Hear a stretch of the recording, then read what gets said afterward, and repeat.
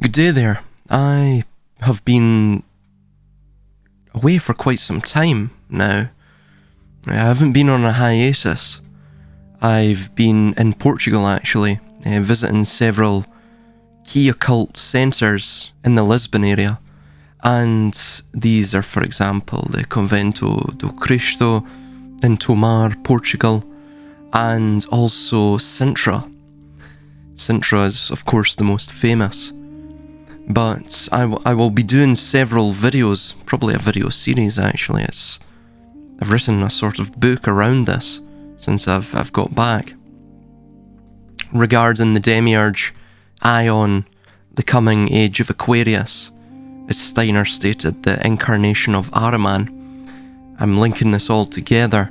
I will also link this back to the architectural symbolism that I saw within the Templar cathedrals there, and also the various palatial mansions in Sintra. The architectural symbolism there. They're called quintas over there. Essentially, it's the equivalent of a palatial estate, a lordly estate, if you will. So that will be very interesting. In fact, my time in Portugal was of extreme fascination to myself in terms of the symbolism that was present there, and also the history that abounds within the annals of Portugal. It is very, very fascinating indeed.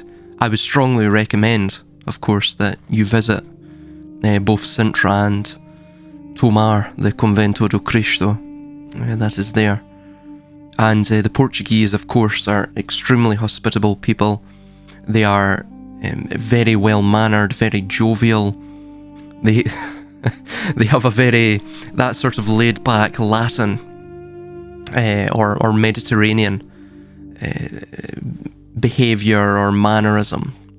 And, of course, coming from the northern climes, you know, us, say, Scots, English, Irish, of course even Germans and Dutch, and places like Normandy and northern France, it's less laid back, it's more of that Protestant work ethic, and it's nice just to see people that are, they seem to be chill, they seem to be enjoying life, they're very, not foot off the gas, but they're very laid back, and it's a nice atmosphere. It's a very nice atmosphere. Very socially hospitable. So yes, I very much enjoyed Portugal. But that's me back now.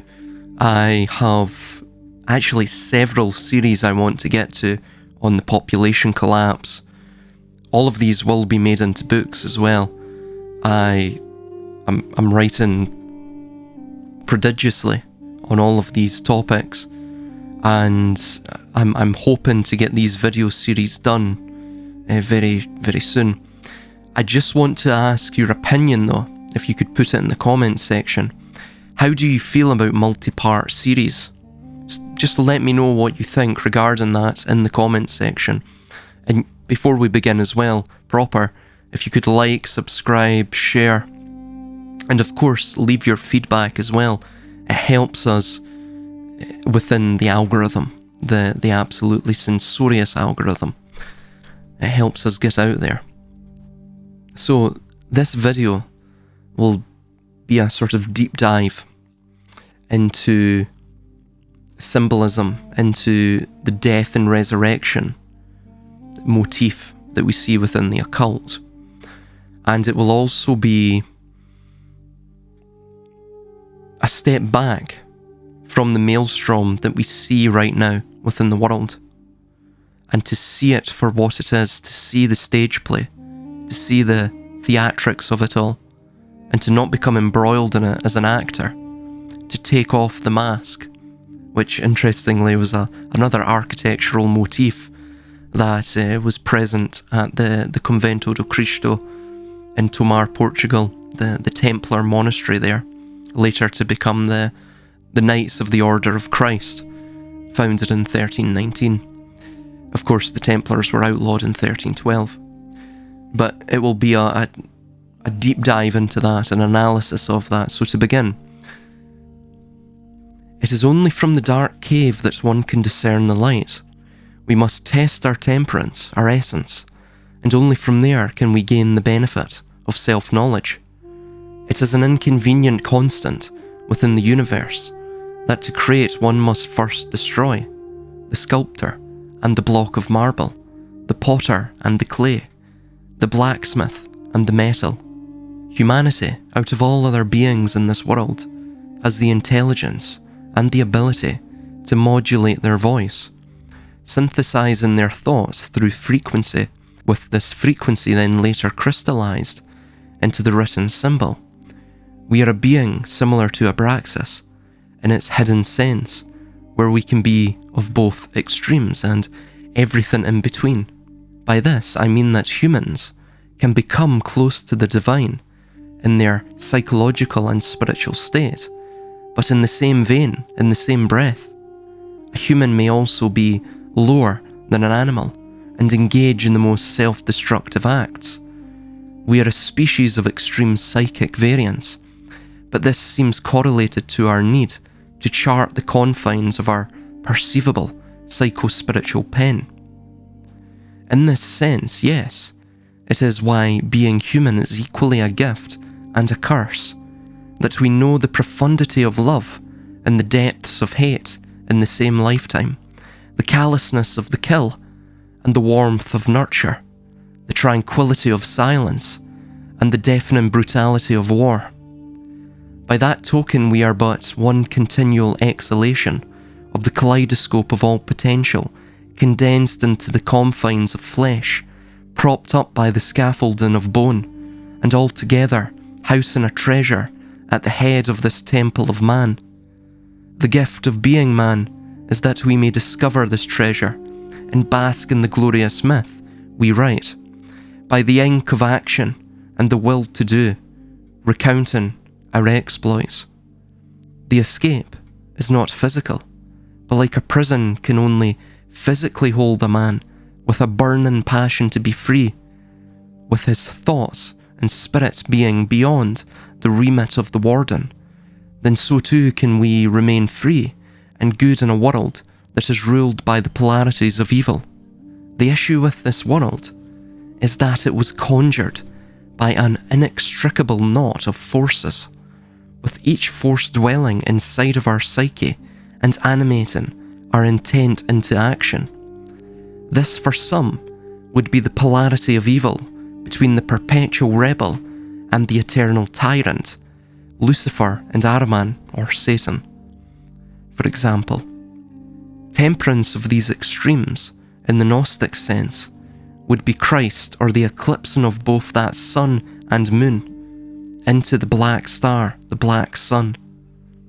In short, this means that of the two opinions expressed regarding creation, that it is a curse that we must break from to return to a higher ideal, and that it is a terra firma that beckons us to co-create with it, then remaining steadfast to either polarity shall never permit us to find our own path, for the truth lies concealed between the middle of the two extremes. And we see this steadfastness to tie oneself to either extreme of the rebel or the tyrant in our world today. Of course, it's been there in human history since, conceivably the dawn of human civilization. But just like a disease expresses itself visibly through, say, a fever, a rash, even perhaps a bump, a knot, a protrusion upon the skin, then so too does society, our social constructs, also exhibit, express the disease it may be afflicted by, vis-a-vis architecture, vis-a-vis social mores or behaviour, norms, and also by not just our behavioural patterns, but our self-actualization through our fashion, through our customs, And today, what do you see in this regard? Is this a society that is progressing? Or is this a society that is in the throes of a social contagion, a cancerous tumour that has grown upon the social organism, that due to the abundance, the luxury that it has enjoyed up to this point, that just like cancer is the explosion, the overgrowth of life, then so too does our society, our economic, our social, our political systems, even our military systems, of course. They have the same ideal, the same ideology as the cancer cell. We have grown fat on this totally unsustainable, even though we call it sustainable, because everything is doublespeak. That is another expression of the disease.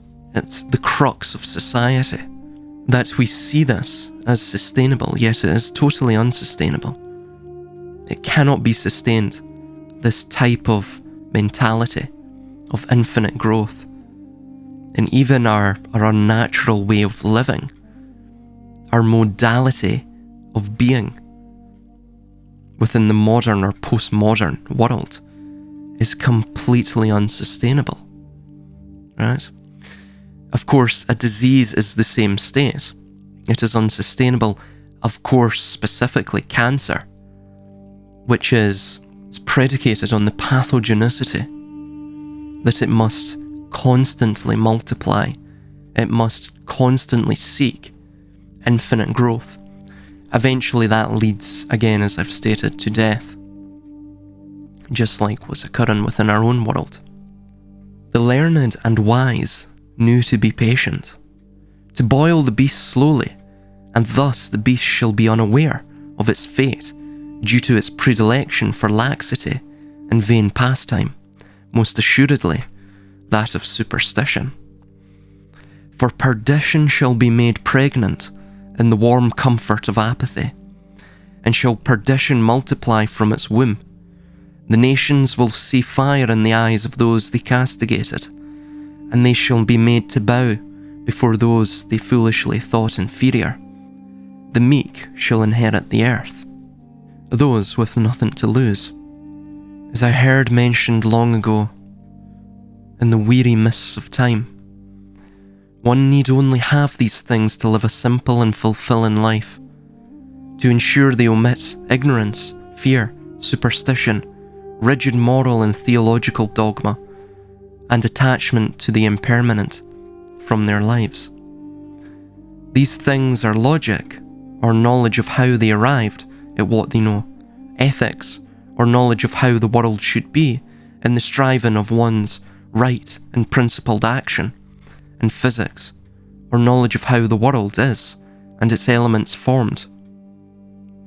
Beyond these three primary things, no other information matters to the small grain of sand that is the miraculous microcosm of our lives.